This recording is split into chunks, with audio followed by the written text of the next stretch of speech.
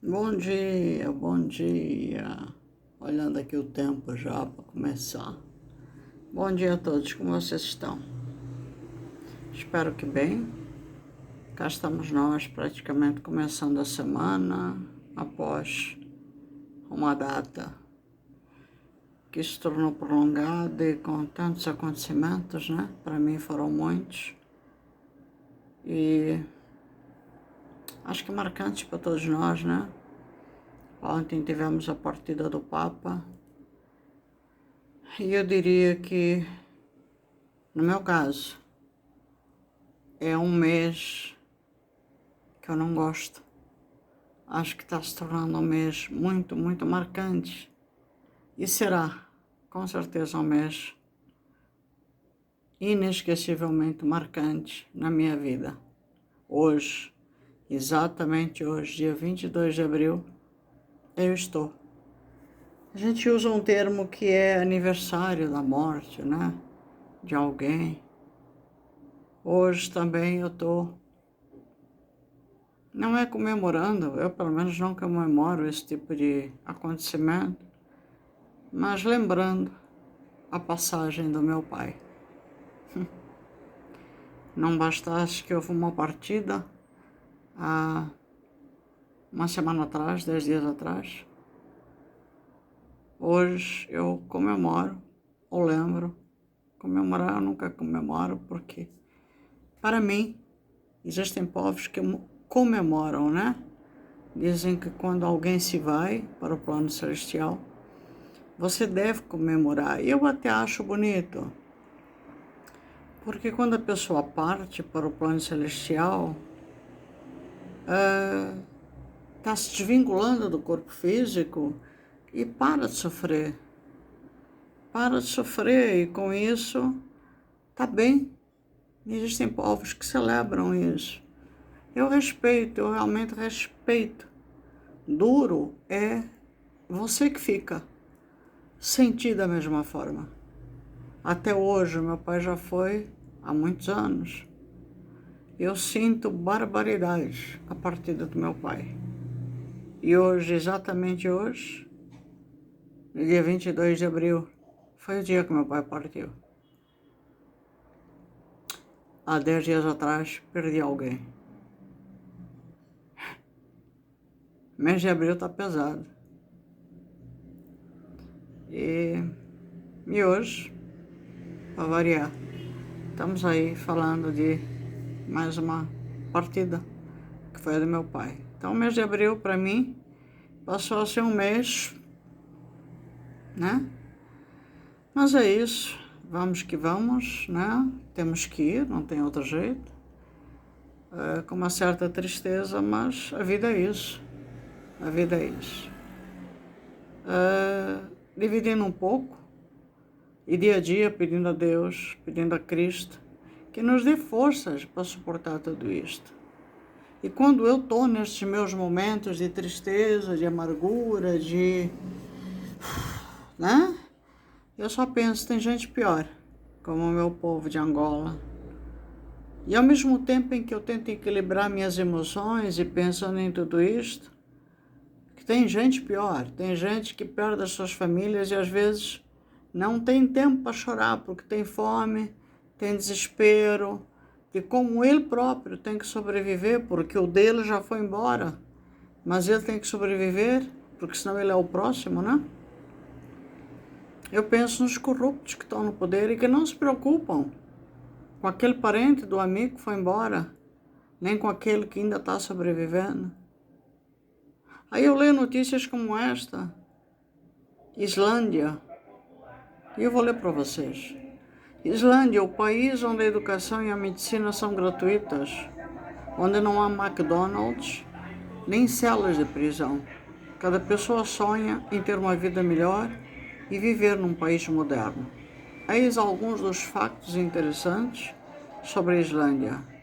Os islandeses adoram ler. Neste capítulo, ocupa o primeiro lugar no mundo.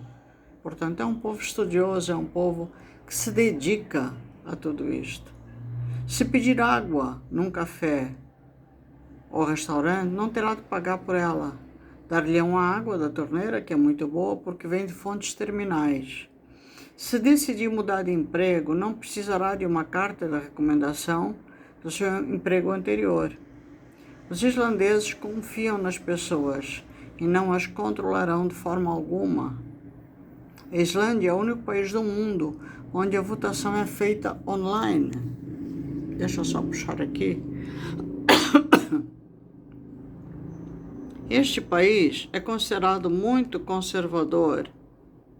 Onde é que eu estava? Os habitantes locais têm uma atitude muito séria em relação ao casamento. Hoje em dia, o turismo está muito desenvolvido neste país. O número de turistas aumenta todos os anos e é 2 vezes superior à sua população.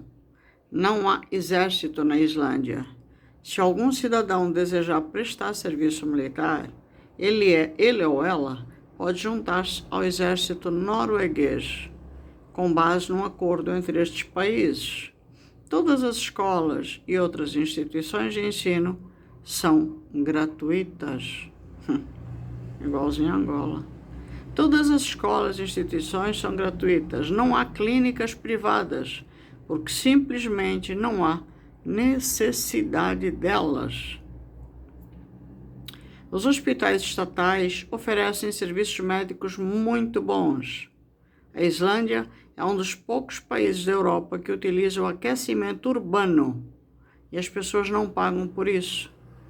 Aí o comentário final: ainda precisamos de 150 anos para atingir estes níveis que existem na Islândia.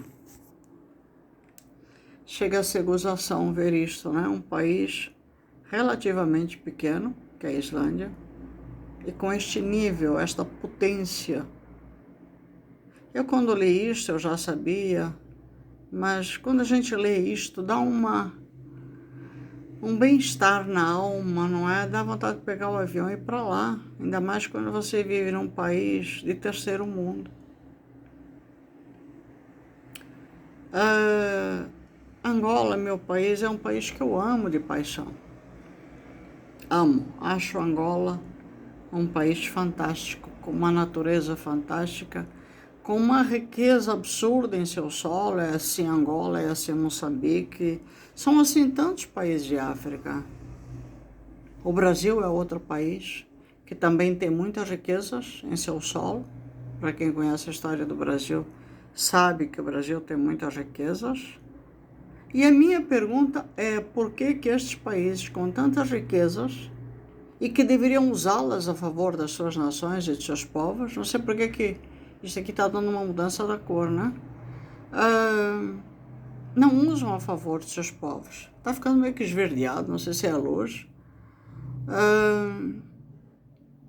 Portanto, eu acho que a única resposta que existe, eu acho não, tenho quase certeza, são os governos que imperam nestes mesmos países. Governos que não são patrióticos, governos que não são nacionalistas, pelo contrário, aí também já está comprovado, pelo contrário, são esquerda. É que o que eu chamo são escravagistas, são esquerdistas, é esquerda pura, só se preocupam com o bolso deles, só se preocupam com a atitude em relação àquilo que eles podem roubar, que eles podem fazer. Eles se autoajudam entre eles, mas não pensam nos povos. Alguns, não citando nomes aqui, porque eu prefiro assim, prometem muito a seus povos, prometem churrascos, prometem muitas coisas. Outros não prometem nada, nem aparecem para falar. Às vezes até prometem algumas coisas, como empregos, né? Mas não fazem nada. Não fazem nada. E eu fico aqui pensando, meu Deus, será que adiantaria, porque quando eu postei isso no Facebook, eu ainda falei, será que adiantaria mandar alguns governos de África para a Islândia? Não. O duro é que não. Sabe por que não? Porque enquanto estes governantes tiverem na alma, ou imperar na alma destas pessoas, esse ímpeto maldoso da corrupção, da esquerdalha, porque impera neles a esquerdalha. Não há nacionalismo, não há esse lado que deveria existir, porque eles dizem que foram eleitos pelas nações, não é? Tanto aqui... Bom, eu não gosto muito de falar certas coisas, como eu já disse. Eles dizem que foram eleitos pelos povos, pelas nações. Portanto, se dizem, porque eu continuo dizendo, não foram as nações como angolana, moçambicana, como no Brasil, que elegeram estas pessoas. Mas se dizem isso, então lutem por seus povos. Mas não fazem. Prometem muito, não fazem. Não fazem. Pelo contrário, avacalham com suas nações, põem as nações e os povos abaixo disso. E quando dizem que foram eleitos, é tanto por aqueles que estão em solo e território do país, quanto aqueles que estão fora, nas diásporas da vida, em territórios estrangeiros, porque na hora de uma eleição, não é só o que está no território que vota, é aquele que também está fora, não é? Que vai ao consulado, que vai à embaixada, que põe o seu voto a favor do dito que diz que foi eleito pelo mesmo. Nós temos consciência que na maioria não votamos por estas pessoas, mas eles dizem que sim. Se assim o é, lutem. Hoje, lendo esta notícia, eu vejo que realmente não é nem 150 anos, precisa de muito mais para que estas pessoas que eu realmente sempre chamei de primitivos, tenham essa consciência de receber o Espírito. Acabamos de sair de uma Páscoa que quando eles vão à Igreja Católica, acabamos de perder o Papa, que é da Igreja Católica. Quando eles vão à Igreja Católica, eles pagam o dízimo a preço de ouro. Eles não dão o dízimo, eles pagam o dízimo a preço de ouro. Pude acompanhar algumas pessoas do governo de Angola pagando o dízimo a preço de ouro. Que quando chegavam nas igrejas, perguntavam para o padre assim: o que é que o senhor está precisando aqui? E o padre, ingenuamente, mas senhor, alguns eram ministros, eu estou precisando disso, está aqui para ajudar a sua igreja, para fazer a reforma geral do telhado, disso, daquilo. Era pago a preço de ouro. E uma vez eu perguntei, mas o dízimo não precisa ser só um X, né? Ali uma quantia mínima. Não, eu já pago pelos meus pecados. Eu nunca esqueci essa frase. Nunca. Tanto é que a partir dali eu comecei a brincar com algumas pessoas. Pode pecar à vontade, não é verdade? Depois é ir lá e pagar pelos pecados. Portanto, tudo em certos países de África se paga. É como um pacote, não promocional, mas se paga pelos pecados. Nem 150 anos vão mudar a cabeça desses governantes. Daí, o facto de não serem nacionalistas, de não serem patrióticos e com isso não saberem governar, fica tão difícil sonhar com a hipótese de que estes mesmos homens nunca chegarão aos pés de governantes como estes da Islândia. Fica difícil sonhar e imaginar que um dia Angola, Moçambique, deixa de ter aquele blá, blá, blá, blá de promessas, de dancinhas e de tanta coisa, e que saiba governar, e que saiba dar às suas populações, às suas nações, aquilo que hoje vemos em alguns países da Europa, que é exatamente isto. Eu sou do tipo de pessoa, já me disseram assim, Filó, você servia para a política. Eu servia sim, eu começo a acreditar que eu servia. Mas uma coisa é você ter consciência que servia, outra coisa é você gostar, outra coisa é você querer. Até porque nós temos consciência que uma pessoa, quando é boa para a política, está ali na mira de um tiro e da morte certa. E é uma coisa que eu não quero, porque eu com certeza iria brigar muito com um político corrupto. E com certeza eu iria aparecer morta logo a seguir. Já na Europa, o esquema é outro. Não é África, não é América. É completamente diferente. E quando eu vejo uma notícia como estas, eu fico tão feliz. E eu penso, pelo menos, em alguns países do mundo, as populações são respeitadas. Há nível, há educação, há respeito ao ser humano. E aí, quando a gente vê uma ministra, como em Angola, da educação, falando a bosta que ela falou, o desrespeito ao ser humano, e que quando o angolano sai, ele não faz falta, eu só posso dizer à ministra, este ser humano que de humano não tem nada, meus amigos angolanos, vão para a Islândia.